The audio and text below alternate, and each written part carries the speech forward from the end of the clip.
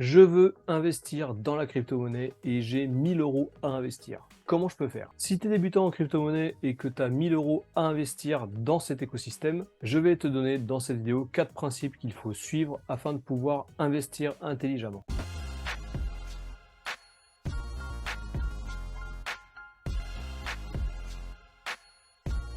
Tout d'abord, je ne suis pas conseiller en investissement, je suis juste une personne normale qui fait des investissements sur Internet et dans les crypto-monnaies. Mes vidéos ont pour objectif l'éducation financière et je suis également là pour te transmettre mon expérience personnelle. J'ai traversé 2 cycles entiers en crypto-monnaie, 2 bull run, 2 bear market, de 2017 à aujourd'hui, et je compte bien en traverser plusieurs autres. Je dis bien sûr pas ça pour me vanter, je fais ça en toute humilité. Car oui, être humble, c'est la principale valeur d'un investisseur ou d'un entrepreneur. Mais on parlera des valeurs qu'il faut pour être investisseur dans une autre vidéo. Aujourd'hui, je vais t'expliquer quels sont les 4 principes qu'il faut vraiment intégrer afin de pouvoir investir dans les crypto-monnaies. Avant de commencer, si jamais c'est pas déjà fait, je t'invite à t'abonner, à cliquer sur la cloche et à mettre un pouce à la vidéo si jamais le contenu de ce que je fais te plaît. Liker la vidéo et s'abonner à la chaîne, ça permet de monter l'algorithme et du coup ça permet de soutenir la chaîne de manière gratuite. Tu peux également partager cette vidéo à tes amis ou à ta famille. Alors tu as 1000 euros à investir dans les crypto-monnaies et tu aimerais bien savoir comment t'y prendre. Dans cette vidéo, je vais te donner les 4 principes qu'il faut suivre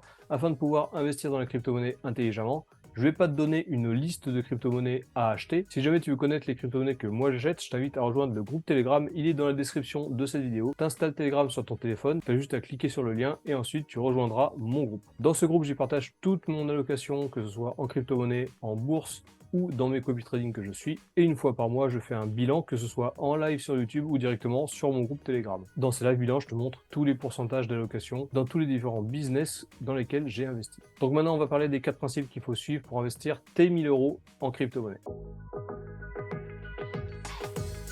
Premièrement, et ça paraît vraiment évident, mais je le répète à chaque fois, on n'investit pas de l'argent qu'on n'est pas prêt à perdre. Il ne faut pas investir l'argent dont tu as besoin pour vivre, il ne faut pas investir l'argent dont tu as besoin pour payer tes charges mensuelles. Avant d'investir, il faut que tu optimises ta vie financièrement. J'en parle plus en détail dans cette vidéo que je te mets en fiche, mais en gros, il faut que tu te constitues un matelas de sécurité avant de pouvoir investir. Une fois que tu auras optimisé ta vie financièrement, tu pourras commencer à investir. Mais le principe numéro 1, c'est d'investir uniquement de l'argent qui ne te mettra pas en difficulté financière. Lorsque tu auras optimisé ta vie financièrement et qu'à la suite de cette optimisation, tu as 1000 euros à investir en crypto-monnaie, dans ce cas-là, tu pourras suivre et intégrer les 3 autres principes. Donc, oublie les crédits à la consommation, oublie l'hypothèque de ta maison, optimise ta vie financièrement et ensuite, tu pourras investir.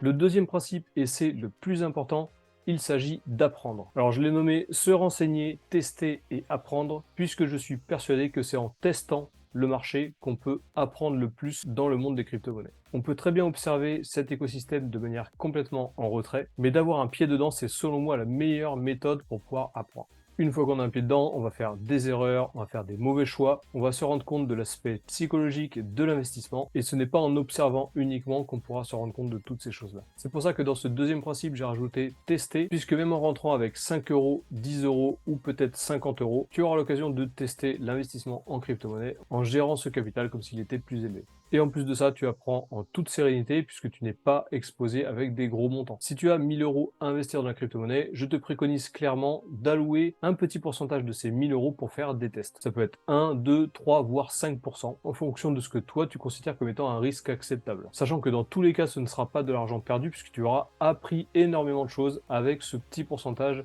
d'allocation. Tu vas savoir faire des transactions, transférer des fonds, créer des wallets et plein d'autres choses. Donc tu auras un pied dedans, hein, tu apprendras comment faire des transactions, comment changer de réseau, comment sécuriser au maximum tes crypto-monnaies, etc., etc. Le troisième principe pour être serein et investir intelligemment dans les crypto-monnaies, c'est bien entendu de se diversifier. De se diversifier, mais de ne pas s'éparpiller. Il faut savoir que dans le monde des crypto-monnaies, il y a énormément d'actifs, il y en a plus de 20 000. Il n'est pas du tout conseillé d'investir dans toutes les crypto-monnaies. Et dans la diversification, il y a un impératif, ce sont les 2 grosses crypto-monnaies qui sont le Bitcoin, qui détient plus de 50% de la capitalisation du marché, et l'Ethereum, qui constitue 20% de cette capitalisation. Le Bitcoin, c'est la première crypto-monnaie, hein, c'est souvent le métronome qui donne la tendance du marché, que ce soit un marché haussier ou un marché baissier. Quand le Bitcoin monte, les crypto-monnaies montent. Quand le Bitcoin chute, les crypto-monnaies chutent. Et enfin, l'Ethereum, c'est celui qui a permis le développement des applications décentralisées, ainsi que la création des smart contracts, des contrats intelligents. Donc dans sa diversification, il faut clairement se focaliser sur ces deux grosses crypto-monnaies. Et pour ce qui est du reste, je me préconise de ne pas avoir plus de 10 crypto-monnaies dans son portefeuille. Quand je parle de 10 crypto-monnaies, je parle de tes 10 premières grosses lignes. Tu peux très bien avoir d'autres crypto-monnaies si jamais il y a d'autres projets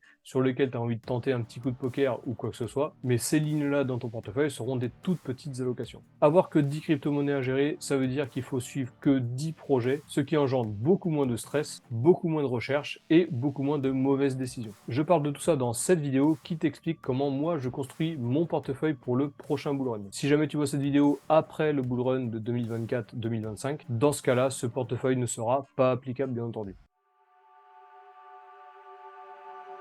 Et enfin, le quatrième principe qui est également un des piliers dans l'investissement en crypto-monnaie, c'est le savoir acheter et savoir vendre. Comme je te le disais en début de vidéo, quand on est investisseur en crypto-monnaie ou dans n'importe quel autre domaine, il faut faire preuve d'humilité, de beaucoup d'humilité. La crypto-monnaie, c'est un marché qui est très volatile. Lors des périodes haussières, on peut très bien faire un x10, x20, voire x100 sur certaines crypto-monnaies. Mais lorsqu'on est en marché baissier, on peut très bien faire moins 90, moins 95 ou moins 98%. J'ai pris volontairement des extrêmes, mais c'est pour te montrer et t'expliquer que ce n'est pas un marché qui est très mature. Sur les grosses cryptos, on commence à faire preuve de beaucoup de maturité, notamment sur le Bitcoin et sur l'Ethereum, mais pour la plupart de tous les autres projets crypto-monnaies, il est vraiment trop tôt pour parler de maturité. Il faut savoir que dans le top 100, aujourd'hui, il peut très bien y avoir plein de projets qui auront complètement disparu dans une dizaine d'années. Et ça, il faut se le mettre en tête, c'est pour ça qu'il faut vraiment suivre les cycles des crypto-monnaies afin de pouvoir investir intelligemment, à l'achat comme à la vente. Donc pour investir tes 1000 euros en crypto-monnaie, le dernier principe qu'il faut que tu intègres, c'est qu'il faut acheter et vendre par palier. Le marché des crypto-monnaies s'articule principalement sur deux indicateurs clés.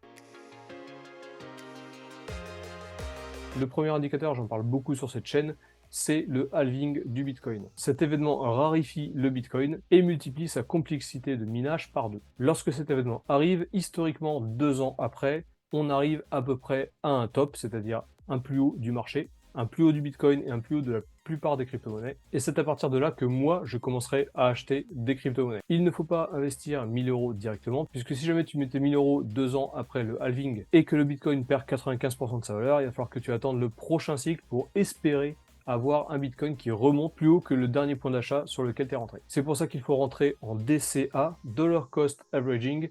C'est une stratégie simple qui te permet de lisser ton point d'entrée pendant la période d'accumulation du cycle des crypto-monnaies. Et enfin, pour que tu vendes, il va falloir faire la même chose, c'est-à-dire sortir en DCA, Dollar Cost Averaging, et vendre tes crypto-monnaies petit à petit pour retourner en stablecoin. Le stablecoin, c'est une crypto-monnaie qui est indexée soit au dollar ou soit à l'euro. C'est une monnaie stable qui te permet de sortir du marché tout en restant dans le monde des crypto-monnaies.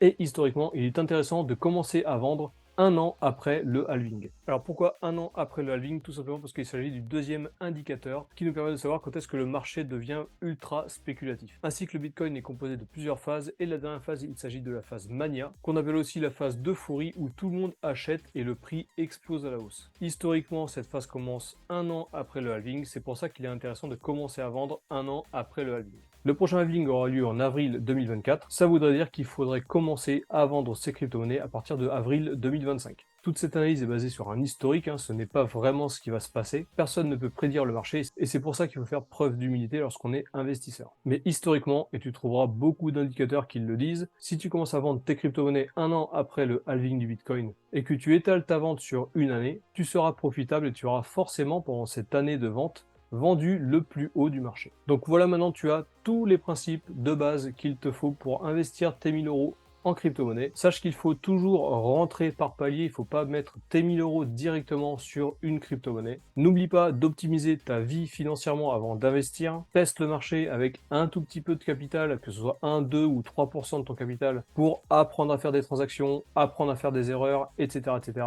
Diversifie ton portefeuille, mais ne t'éparpille pas et n'achète pas n'importe quelle crypto-monnaie. Et enfin, apprends à acheter et apprends à vendre au moment clé des cycles crypto-monnaies. Voilà, cette vidéo est terminée, j'espère qu'elle t'a plu. Toujours pareil, n'hésite pas à mettre un pouce à la vidéo si jamais le contenu de ce que je fais te plaît. Tu peux aussi t'abonner, cliquer sur la cloche et ça fait remonter l'algorithme et moi ça m'aide à continuer. C'est le seul moyen gratuit que tu peux faire pour m'aider, hein, c'est t'abonner, cliquer sur la cloche et mettre un pouce. Tu peux aussi commenter cette vidéo si jamais tu as la moindre question, je me ferai une joie d'y répondre. Je te rappelle que j'ai mon groupe Telegram également dans la description, si tu veux le rejoindre et me parler directement sur Telegram, c'est également possible. Sur ce, j'espère que cette vidéo t'a plu et je te dis à la prochaine.